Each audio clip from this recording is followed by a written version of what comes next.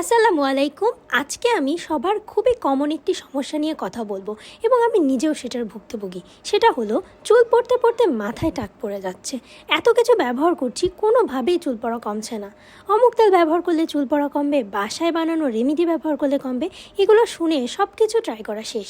Doctor দেখানোর পরে যখন সমস্ত টেস্ট নর্মাল আসে, তারপরেও আমার চুল পড়া বাড়তেই থাকে। তখন নিজেই আমি এর কারণ অনুসন্ধান করার চেষ্টা করি, কেন আমার এত বেশি চুল পড়ছে। সেই অনুযায়ী সমস্যার সমাধান করার চেষ্টা করি। আলহামদুলিল্লাহ, আমার হেয়ার ফল এখন অনেকটা কমে গেছে। প্রতিদিন একটা মানুষের 50 থেকে 100টা চুল পড়া স্বাভাবিক, এর বেশি হলেই সেটা আমাদের চিন্তার কারণ। আমি কিভাবে আমার চুল পড়া কমিয়ে আমার হেয়ার গ্রোথ বাড়িয়েছি, সেটাই আমি আজকে আপনাদের সাথে শেয়ার করব। চুল পড়ার নানা কারণ রয়েছে, তার মধ্যে প্রধান একটি কারণ পুষ্টির অভাব। পুষ্টিজনিত কারণের মধ্যে মূল কারণ হলো প্রোটিনের অভাব। চুলের প্রধান উপাদান হলো কেরাটিন, যা একটি প্রোটিন। পর্যাপ্ত প্রোটিন না পেলে চুল দুর্বল হয়ে পড়ে এবং সহজেই ভেঙে যায়।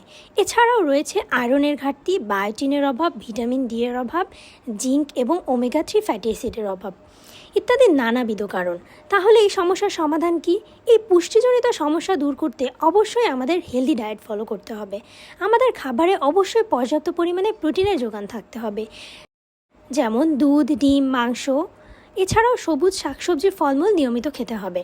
এর পাশাপাশি আমার বানানো সিডস এবং খেজুরের লাড্ডু চুলের জন্য অত্যন্ত উপকারী, কারণ এতে থাকা গুরুত্বপূর্ণ পুষ্টি উপাদান চুলের বৃদ্ধি ও স্বাস্থ্য ঠিক রাখতে সহায়তা করে।